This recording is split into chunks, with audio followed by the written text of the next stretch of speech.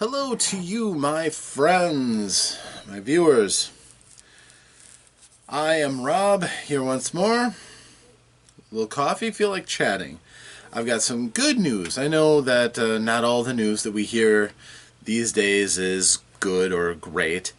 Certainly there's our share of bad things happening and some not so great things throughout the gaming industry. You hear about scandals and things changing, and that always makes people nervous or upset or irritated. And sometimes it's nice just to hear some good news for a change. So I feel like talking. Let's do this. Whew. That's a little warm. Okay, we're going to set that down for a sec.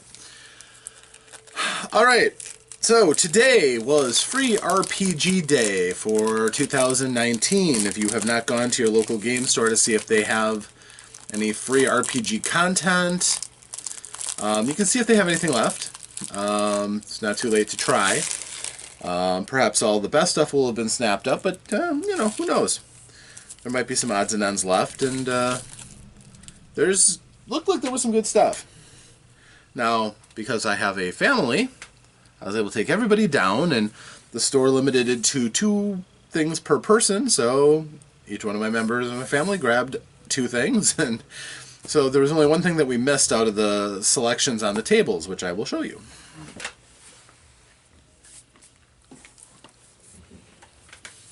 So, we got together, and we chose The Witcher Easy Mode, an introductory booklet to the Witcher tabletop role-playing game. On the back, the world doesn't need a hero, it needs a professional. The continent is locked in a brutal war, and monsters once again roam the land. A million stories of love, loss, revenge, greed, and glory play out against this grim backdrop. Which one will be yours? Now, I have not played any of the Witcher games, but I know it's a hugely popular series, and at some point I might, which is why I personally chose that one. Plus, the art on it looks excellent. I mean, the parrot running around with a dagger looks like it'd take somebody easy. And, graphically it looks nice. It is, again, a basic primer to the role-playing game, so I can look at it and understand the mechanics, so that's good. Starfinder, Skid or Crash. Again, I'm guessing it's another introductory adventure.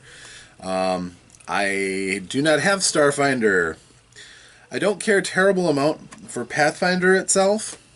It just, to me, the 3rd edition stuff had its novelty and was a good game, but overall, the extra complexity and everything that came with it was just a little too much to bear for me. And so when Pathfinder came and they put out 1,000,000 books, I just no. So even though I know it's a popular game and lots of people play it and really love it, it's just not one I choose to play at this time. So, but having an adventure for Starfinder certainly could be interesting.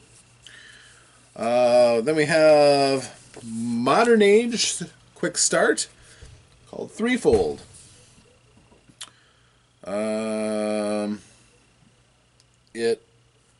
don't know, looks okay. It's a Green Ronin book. Green Ronin usually has good layout, okay art assets. It looks like the art assets are pretty good for this, all things considered. It might be interesting. I just kind of looked at it, and because I had 6 things to choose from, that was one that I chose. Land of Myth, Age of Palaces kind of jumped out. It's a thick, weighty book. Now, these are not qualitative. I haven't opened them and looked into them at all. But this is a game set in Mythic Greece. And go on an epic quest to mythical ancient Greece to help the Achaeans win the War of Troy. And I do love my mythology. So certainly the Homerian epics would be something I would be very interested in. Playtest module volume 1, so I'm guessing this isn't a full-on release yet. They're probably just kind of seeding the waters, which I am fine with. A Dungeon Crawl Classics game, adventure. This is how I get the Dungeon Crawl Classics series. By Goodman of Goodman Games. Quick start rules and intro adventure. I think I've got a couple of them. But as far as the quick start rules go, it's kind of a retro clone. It's got some of their own unique rules in it, their own dice set and stuff. But feel-wise, it feels kind of gritty, like a first edition, O edition Dungeons and Dragons game. I've only played Dungeon Crawl Classics once. I have a set of the dice. I have nothing bad to say about the game. I know a lot of people are turned off by the dice that it uses and stuff, because it uses all those funky in-between dice, like a 22-sided die and a 17-sided die and stuff like that. Things that really, without a computer to calculate all the angles and how those dice would look, would have probably been impossible. And then I got a Pathfinder Adventure We Be Heroes, because I think the goblins are kind of cute for Pathfinder. They're kind of endearing despite the fact that they're, wretched little monsters. And so this series that they had basically puts the players as goblins for the player characters, which I think is an interesting turning things on their ear.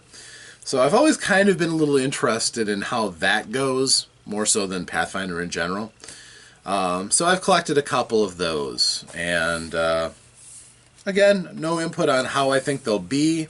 I think they're all interesting. The only one that I didn't get was one game about undead. It was some zombie thing, and I don't know, the undead are kind of dreary, and I've got enough material already, so I didn't take that one. Although I may go back to the hobby shop and see if they've got any lying around. I might still try to pick it up. Also, it didn't look like there was a lot of collectible stuff, but I'll be honest with you, the adventure modules, if you go into a store that's participating, you might find them. A lot of times the extra swag, the people who work at the place keep. It's sad, but it's true. A lot of those places don't have the same kind of rules on ethical behavior as, honestly, some big box stores and everything have strict rules that customers get first dibs on things rather than the people who work there. And some of them even actually enforce those rules. So, but I was actually quite lucky. There was a promotional card for the Red Dragon Inn to go into the drink deck. This is a tainted tincture that injures you. Nice art. No snappy comment on it, unfortunately. I got a Starfinder-themed 20-sided die, which is cool. I thought that was really cool. Anytime they give out free dice for free RPG Day is excellent. And then, through circumstances, the owner of the store came over and he gave me this jade-colored 6-sided die with the free RPG Day logo, which I was happy with. He actually gave me 2 to give out. And the circumstances for this was kind of interesting.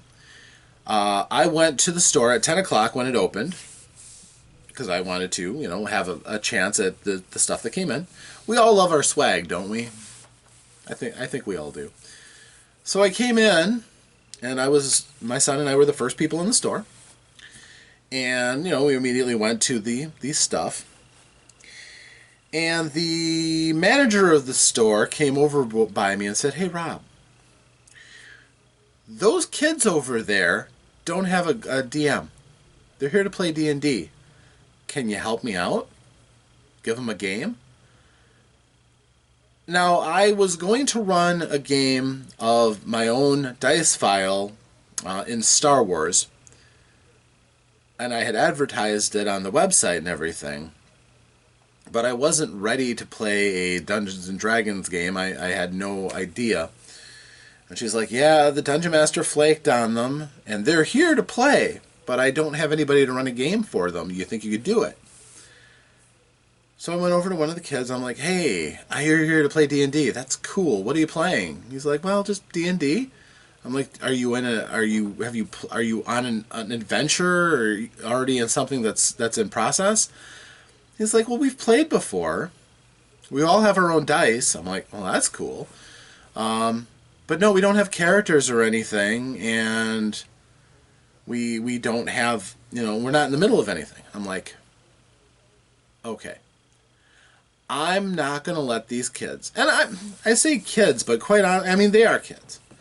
But these children acted, they weren't mad, disappointed, angry at the fact that they'd been skipped on. They were, we're here, let's see what happens.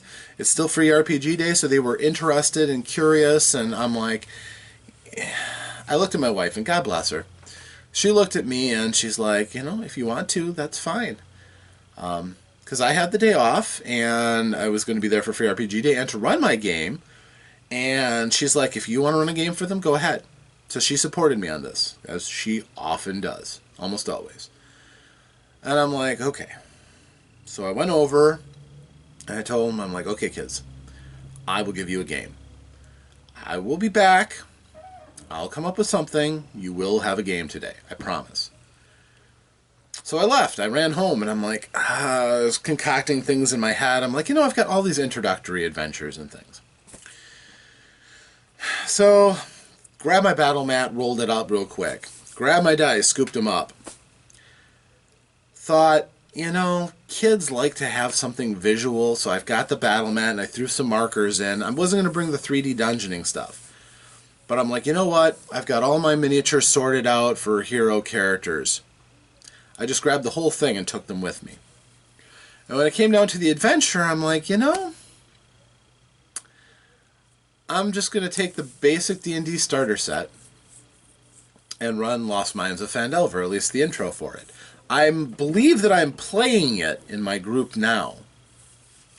But my thought was, I can run this for them.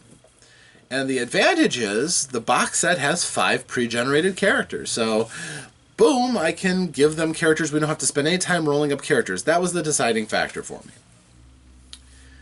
So we get there. I get back. My wife and son go off and do their own thing. I'm in on this. So I get there. And the kids already are around the table, waiting expectantly. I come in, I put down my stuff, and they go, ooh. I roll out the battle map, and they're like, we're going to have a map! I'm like, cool. Pull out markers. And they're like, oh, are we going to be playing on this map? Are we going to have, miniatures and stuff? And I'm like, kids, prepare to have your expectations expanded.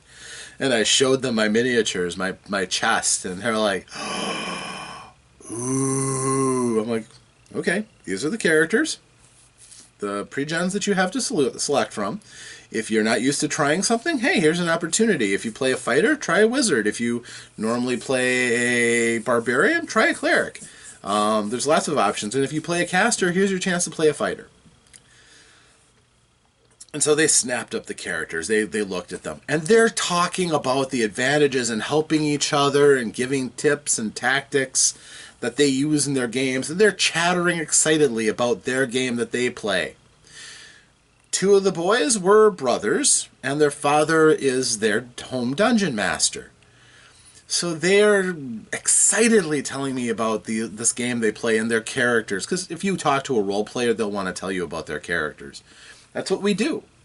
We're proud of our characters. They're a part of us, and their adventures are real and meaningful to us. So they were just so excited.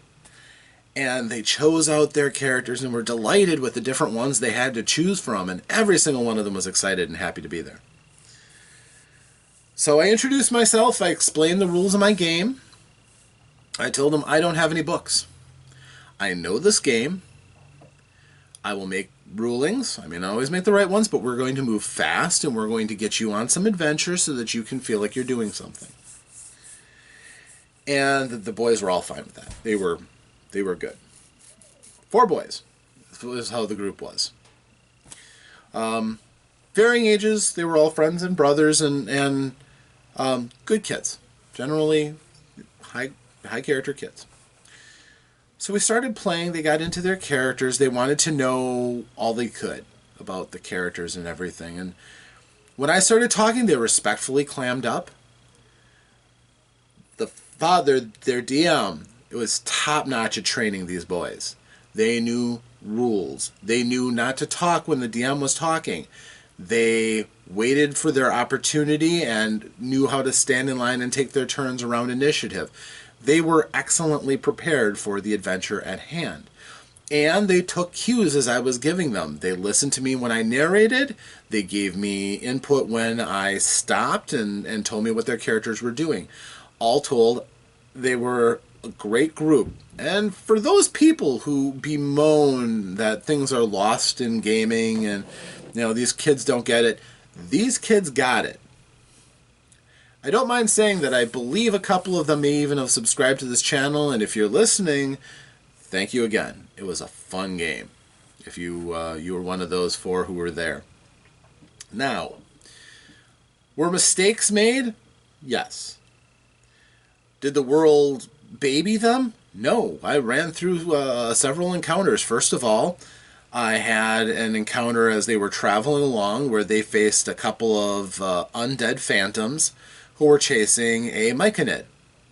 Their temptation could have been to go and kill the myconid as the most obviously monster thing there. The myconid had scavenged off of a ruin and, earned the ire of a couple of undead. The party turned around and fought the undead off. They knew how to fight. It was a primer to see how good they were and how skilled, and they were very skilled. They understood the ins and outs of the characters. The rogue knew about backstabbing. All of them knew about how to find their attacks and how to roll damage. One of them was rolling his damage at the same time he was rolling an attack to save time, which is an excellent tactic I recommend everybody do. They did fine. And in the end, as the phantoms were dropping, the one who was playing the rogue, he dropped his bow and he started talking and negotiating to the myconid. The myconid is a mushroom man, for those of you who aren't in the know on Dungeons and Dragons. A relatively inoffensive creature in general, although they can be fierce on the defense. And he talked to them, and they had a positive roleplay encounter. It was very good. They ended up getting a 50 gold piece statuette from this thing that it had looted. They're like, here, you've earned it. You saved my life. So I was extraordinarily happy with that. I knew this was going to be a good time. So the group continues along, and they find a scene of an ambush. The wagon had been smashed, a couple dead horses. The group goes up to investigate. Rare slip in their tactics. They all decided, they glommed onto the ruins. They wanted to find out everything they could. Goblin ambush. They got raked with arrow fire. The rogue got actually riddled by a couple of thrown knives, but the others took they had an Azamar warrior who took a shot from an arrow. Nothing too serious. Then they broke down the fighting. The wizard used his ray of frost and was devastating to the little guys. All told, they got together and used tactics, even though the goblins got lucky. Got a critical strike on the Azamar Paladin and dropped him. One player had his own character, so I let him use his starting character, which was fine. Clearly they had use of D&D Beyond, and their characters were all generated out, which is fine. I didn't have a problem with him using any of those characters. So he got dropped with a critical hit. The rest of them, the cleric smoothly went over, healed him. No problem. Got him back up, which spooked the goblins. It was realistic goblin experience encounter. And only one got away, that they pretty much hedged them in and stopped them from fleeing. And when they tried to, a couple of lucky shots killed all but one. They found out that it was the wagon of a secondary employer that they had already met who promised them money to help them out. So they were kind of torn about going after the goblins or not. They decided not to. They also, along the way, had found a potion merchant who was very insulting to them, as they looked like they were broke adventurers. But when they offered him the statuette, he sold them 2 potions of wonder, unique homebrew items that allow me to, when they're drank from, roll on my specialized homemade Wand of Wonder table, which has a lot of interesting and bizarre gimmicks that usually have some minor benefit. For example, the rogue took a little sip because he didn't know what the potion did, and it transformed him into a dandelion-like plant for a round and allowed him to heal a point of damage from the sunlight. And then, boom, he turned right back because he only took a tiny little sip to test it. So they all became enchanted with these potions. They're crazy magical items, and as young boys will do, that fired off their imagination. They were all begging to take taste sips off of them to see what effects they had. One of them breathed a bout of fire. They had some fun with it, but for the most part, they were cautious not to taste test them into turning the potion useless. So they continued on into the town, and they were told that the tavern in town was the lair of some nasty thugs, who just happened the rogue was a former member of the group. They went up to the tavern, and they were challenged by a group sitting out on the doorstep, and they basically started a fight. It's amazing how that can happen. They didn't work like a well-oiled machine because this is a new group, new dynamic. They got to do cool things. The spellcasters got to use their spells. They ended up really thinking about the fight, though, and wondering, do we have the right to kill them? I mean, they're thugs and criminals on the one side, but we haven't seen them do a crime, and do we have the right to just outright kill them? Some of the boys were like, well, they're evil, so we kill them, of course, that's what we do. And some of the others were like, well, wait a minute, are we in the wrong here if we do that? So that was refreshing to see.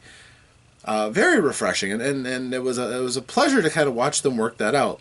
Eventually, the thugs pulled out short swords, and the fight was on, so they ended up getting...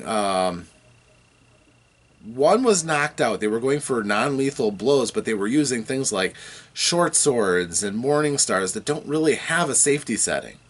So they were just trying to strike them in non-lethal locations, which I'm perfectly fine with. I have no problem being flexible like that. And they ended up knocking one out because the halfling got a sneak attack on him and just basically knocked him out. And a halfling being the size they are, his most obvious target that would disable him, yeah, that's where he hit him. The boys thought that was hilarious. As we do. And so they told those red brands to go away and never come back. And they did. So they're like, they looked at the clock and they're like, wow, a lot of time has really gone by and we're getting close to the end. And we really want to drink these potions so badly. So badly. So one of them jumps in and he quaffs the whole potion. And instantly 8 feet of hair grew all over his body. And he became this big ball of hair, basically. He fell down under the weight of his own hair. The other one, the rogue, grabbed his potion, ran up onto the performing stage and said something and drank his potion, which caused forked lightning to fly out from his chest and cook the remaining red brands, the barkeeper, and a couple of townsfolk. So they've just committed murder now. This is where the wheels fell off the wagon, so to speak. Well, immediately the people were going after the murderer, the halfling. And then the wizard tried to say, I did it. And they're like, what? The halfling had found a severed hand. The rogue had found a severed hand at one point. So he opened up a window and threw it. And it caught a guard in the face. He rolled really well. And with sneak attack damage, all of a sudden they start screaming that he's a necromancer because he's got a zombie hand. It was too good not to do.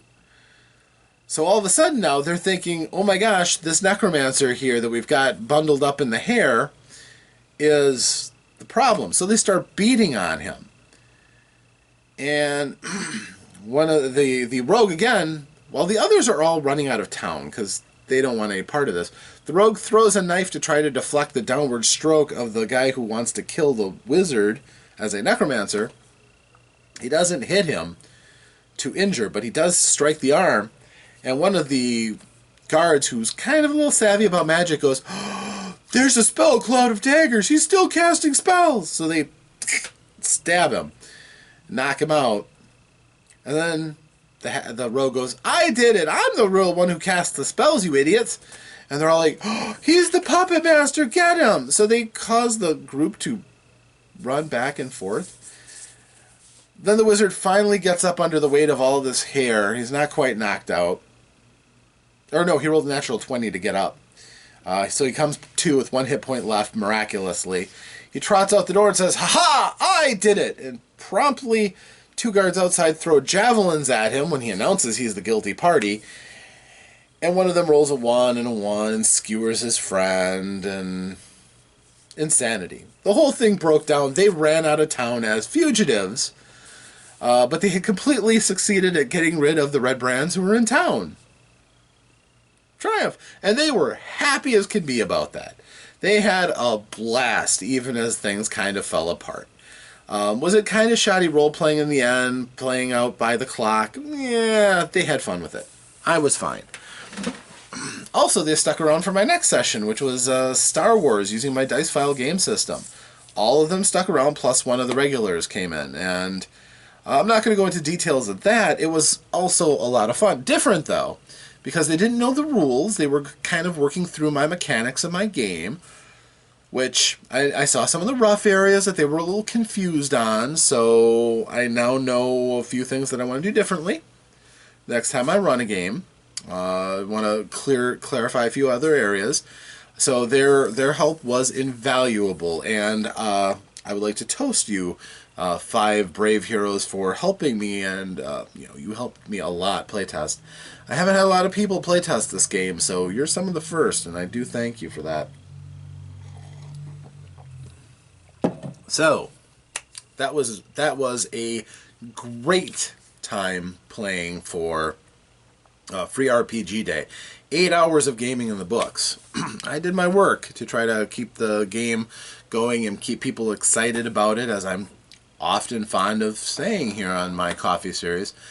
And those, if I ever at any point doubted, if I ever in the back of my head was like, I don't know if people are getting it, trust me, when you've got groups like this, and I met their dad, he was awesome, he's a big gamer, he loves it, you can tell the passion he has, and his kids share that passion and that excitement and enthusiasm.